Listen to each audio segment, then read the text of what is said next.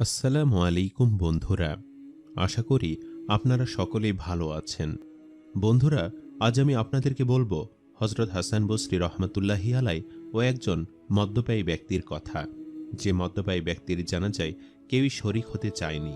কিন্তু সর্বশেষ হজরত হাসান বসরি রহমতুল্লাহি আলাই কিভাবে ওই মদ্যপায়ী লোকের জানাজা দিল সে সম্পর্কে একটি বিস্ময়কর ঘটনা।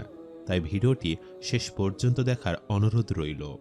বন্ধুরা, কথিত আছে বহুকাল আগে এক শহরে একজন মদ্যপায়ী ব্যক্তি বাস করত।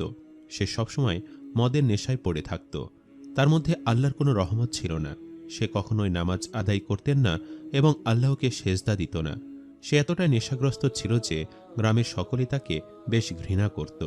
দুনিয়াতে শুধুমাত্র ওই লোকের মাই বেঁচে ছিল। যাই হোক, একটা সময় নেশা করতে করতে তার মৃত্যুশয্যায় সে লুটিয়ে পড়ল।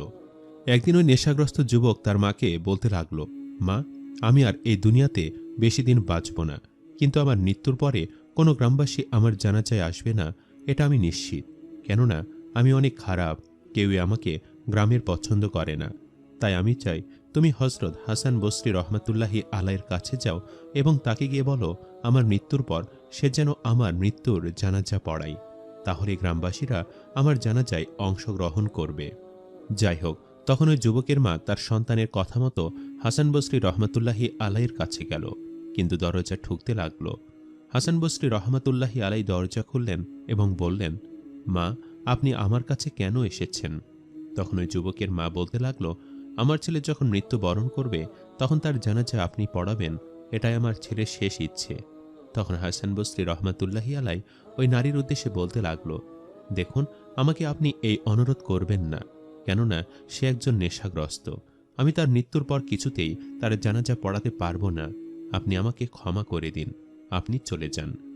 হজরত হাসান বসরি রহমতুল্লাহি আলাইয়ের মুখে এমন কথা শুনে ওই যুবকের মা ব্যথিত হৃদয় নিয়ে যুবকটির কাছে চলে আসলো এবং বলল যে, বাবা, হাসান বসরি রহমতুল্লাহি আলাই বলেছে তোমার জানাজায় অংশগ্রহণ করতে পারবে না, কেননা তুমি একজন নেশাগ্রস্ত যুবক।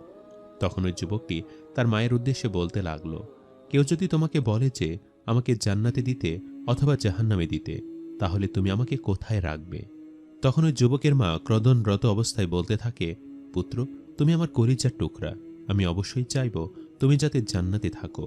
তখন ওই যুবক তার মাকে বলতে থাকে, মা, আমি তোমার সন্তান, আমার জন্য তোমার এত কষ্ট হয়, তুমি আমাকে যত না বেশি ভালোবাসো, আমার রব তো আমাকে তোমার থেকে 70 গুণ বেশি ভালোবাসে। আমি যদি সে রবের কাছে আমার পাপের জন্য ক্ষমা চাই, তাহলে তিনি কেন আমাকে জাহান্নামে নিক্ষেপ করবে? আমার রব তো অত্যন্ত দয়ালু এবং পরম ক্ষমাশীল, তিনি নিশ্চয়ই আমাকে ক্ষমা করে দিবেন। আমি এই মুহূর্তে আমার সারা জীবনের অপরাধের জন্য আমার রবের কাছে ক্ষমা প্রার্থনা করছি। এই বলে ছেলেটি সেখানে মৃত্যুবরণ করল। সে দুনিয়ার মায়া ত্যাগ করে চলে গেল। ছেলের মৃত্যু দেখে মায়ের চোখে পানি ঝরতে লাগলো। তিনি বেশ শোকাহত হল এবং চিন্তা করতে লাগলো এবার ছেলে জানাজা কে পড়াবে। যুবকটির মা যখন কুদরত অবস্থায় ছিল তখন তাতে দরজায় কেউ একজন কড়া নাড়ছিল।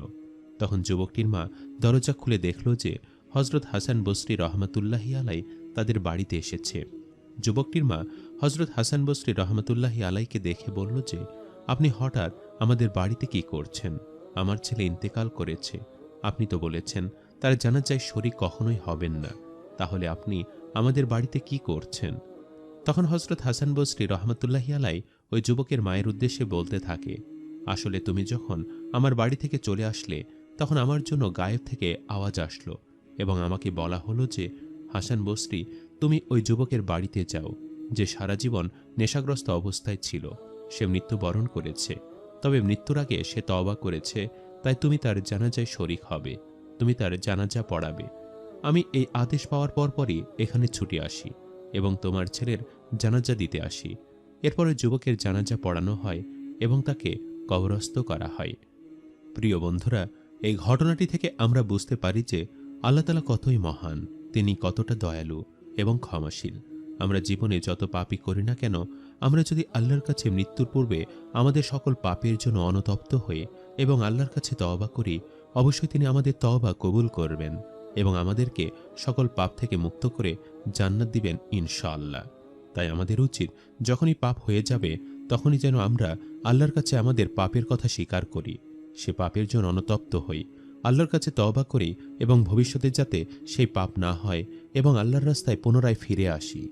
আল্লাহ তাআলা অত্যন্ত ক্ষমাশীল, তিনি নিশ্চয়ই আমাদের ক্ষমা করে দিবেন ইনশাআল্লাহ। সম্মানিত দর্শক, ভিডিওটি আপনাদের কাছে কেমন লেগেছে তা আমাদের কমেন্ট করে অবশ্যই জানাবেন। আর সবাই আমাদের সাথেই থাকবেন। আজ তাহলে এই পর্যন্তই। আপনারা ভালো থাকবেন, সুস্থ থাকবেন। আল্লাহ হাফেজ।